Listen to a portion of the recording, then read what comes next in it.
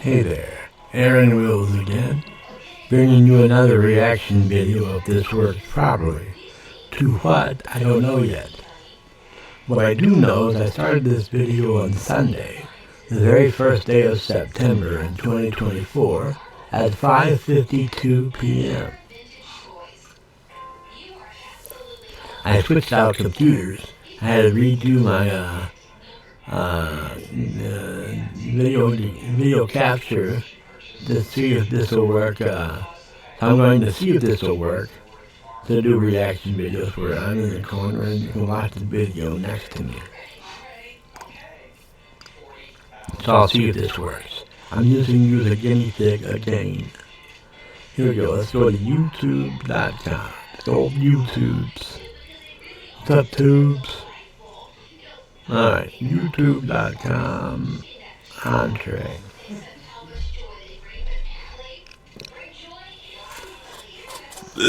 Excuse me, I got hiccups.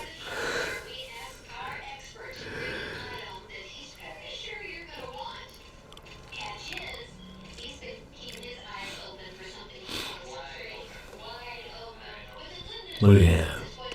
Well, we got Abby Emmons saying, "Don't write dialogue like this." Let's see what she has to say about don't write dialogue like this. Hopefully this is working because this is going to be a neat video, I'm sure.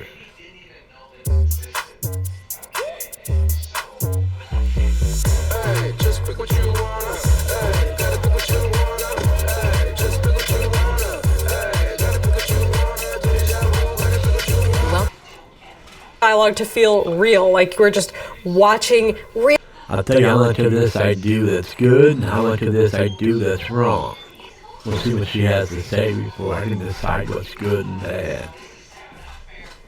Real people interact with each other. You want to feel emotionally engaged in what's being said and what's not being said. So that's what we're going to cover in today's video. The biggest, cringiest mistakes to avoid with dialogue and what to do instead to make your dialogue dynamite. Grab a notebook and let's get started. Why does your story matter? Good question. What if I told you that there's a science behind every great story?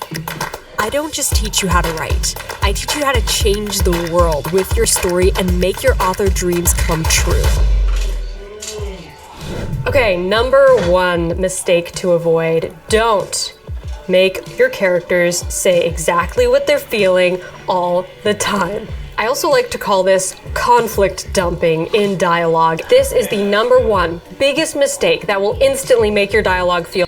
I don't know if I do that or not. I'm not sure I know what she's talking about. What? You want yours? My tray? Yeah. Yeah. You do? I guess. What are we having? Ham and potato, I think, with onions in it. Onions? Yes, onions in it and bell pepper. Take the lid off that. What's for dessert? The pudding? Pudding. I want the pudding. Yeah. You want that? There's onions in it? No?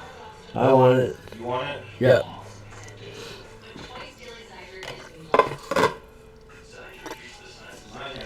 I don't think I do that, but I'm not sure what she's talking about. But it doesn't sound like that's something I do. Feel flat, unengaging, and lacking emotion. Characters who just come right out and say exactly how they're feeling and exactly what they're dealing with, as if they are objective observers of themselves.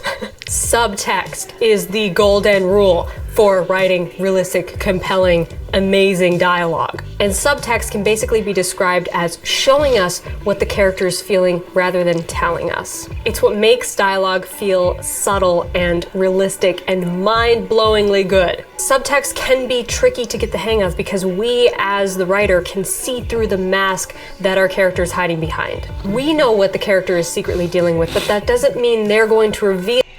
Now I know what she's talking about, but I have to admit that I don't do enough of that. I do that a little.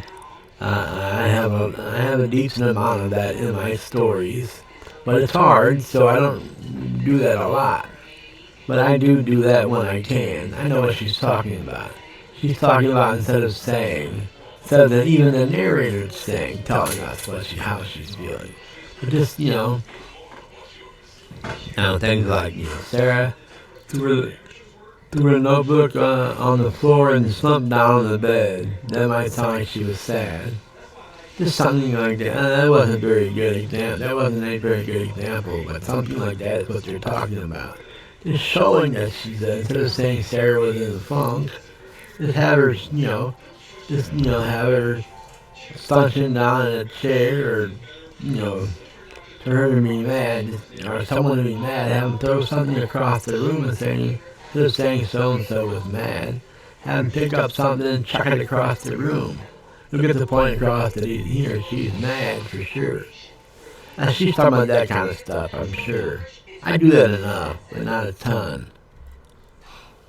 Feel what they're secretly dealing with. Remember, everyone filters what they say through their personal beliefs and opinions. This means we often don't say what we want to say. We don't objectively observe events as they are.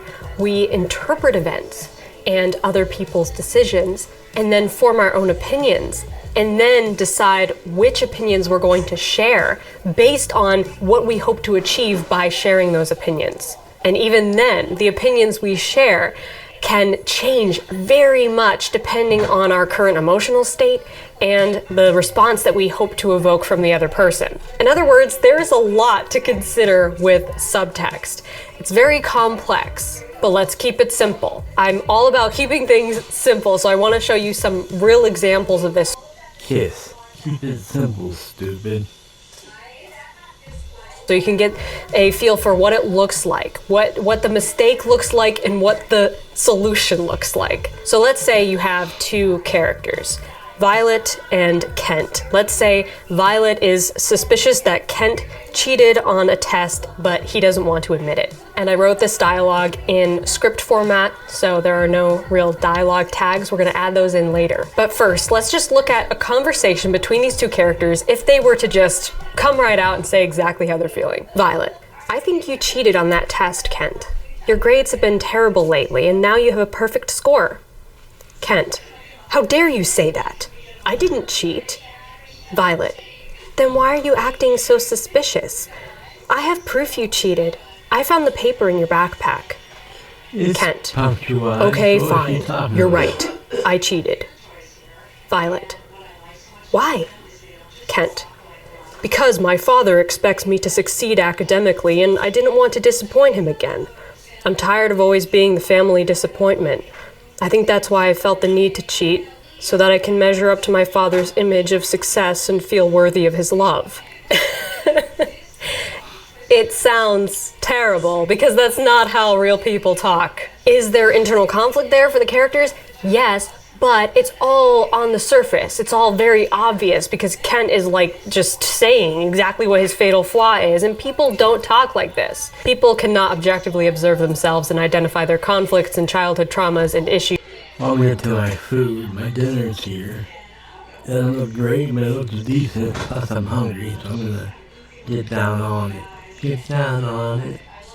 I'm gonna eat some dinner, so pizza rolls. No, I wish you were having pizza rolls, but it's not. So I'm telling you, peace on mojito. Peace.